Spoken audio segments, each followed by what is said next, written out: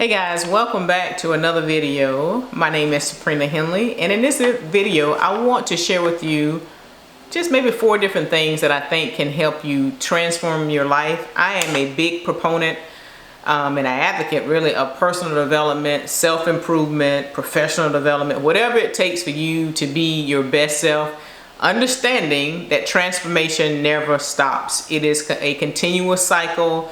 You get better and better at it over time, and it's something that you got to be willing to commit to do for the rest of your life. So number 1, again, this is about 4 things that I think can help you, or what has helped me transform my life. And again, this is something that you have to do every day. This is not it. The transformation never stops. Okay, and so one of the things, if you watch my previous video, is really I talk about prayer and fasting, and I talk about building a closer relationship with God. That has been my foundation, is really grounding myself and really finding my place with my walk with Christ and with my relationship, really making my spiritual life, increasing my level of faith and being closer to God, falling totally and completely in love with God has been my foundation. And I think that has helped me so much. Now, for those of you who, don't believe in God and whatnot, I don't know what to tell you, but I know for me that has been huge, because me trying to do this on my own and relying on my own understanding, my own knowledge, it wasn't working. And I feel like I'm no longer a house without walls, that I have the covering and protection that I need. I start there first, and then I let everything else overflow outside of that. But starting with God first, I can't lose. And knowing who I am in Christ and understanding the authority that has been given to me, it allows you to walk this life out in a total different way. The more you know about God, the fearless you become. And that continues to grow every day in me.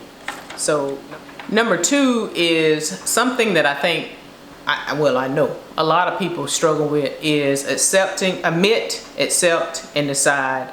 And I think this is so pivotal. Maybe you've met someone who has been holding on to something for the last 20 or 30 years. They're mad at somebody, something happened to them 20 or 30 years ago, and they haven't let that situation go, and they talk about it just like it happened 2 minutes or 3 minutes before they spoke to you about it. And admitting is taking responsibility for whatever has happened in your life. It's just what I call is confronting the beast. And if somebody did something to you that was part of what happened, it doesn't mean that you're letting them off the hook for what they did, but you're freeing yourself by forgiving, letting people go emotionally, literally meaning that. It doesn't mean that person has to stay in your life. Maybe you continue to have a relationship with them of some kind or some type of way, but sometimes you're not safe allowing certain people to be around you and to be in your life, and you have to know who those people are and be willing to say, you know what, I may love them, I may care about them, but they can't be in my life, at least right now, and they may never can be in your life. But it doesn't mean that you have to hold on to the anger that can tie you to that person for the rest of your life. I've seen so many bitter people, man, it's awful to see it. It's bad to be old and bitter, and it's a very terrible thing to see people go through that, but it's so many people face that. Learning to admit your part in a situation, even though you may not be the cause, but just admitting, I may have chose the wrong person. I know I shouldn't have went there. I shouldn't have been here, and so on and so forth. But it's not saying that you're taking the responsibility for what somebody did to you. It is saying that you're saying, okay, I'm not going to be bound by this circumstance of what happened. Period. That's all. It's not that you're not relieving somebody of what they did wrong. You're setting yourself free. The other thing is accepting the fact that you may have not done everything that you're supposed to have done, and accepting the fact of where you are now, although that's not where you want to stay. Because where you are now don't mean that you have to end up there. You don't have to stay there. This is just saying, okay, this is where I am, and I want to go somewhere different, and I accept that this is the reality right now, but this is not my future. And then the last thing is decide, and really decide what your future, what you want your future to be like. This is a difficult task for a lot of people because we haven't been taught to really dream and to really think on paper, to really write things out. And I want to encourage you, if you don't do this, to really sit down and what is it that you really want? How do you want your life to look like? What is it that you want for your future? You know, what do you want in the next 3 years, in the next 5 years? And look at 4 or 5 different categories. Look at your finances, look at family, look at spirituality, look at your career, look at fun time. You know, where do you want to travel in this world? Where do you want to go? Just dream a little bit without thinking about parameters of finances. Do I have the money to pay for this? What is it that you really, really want?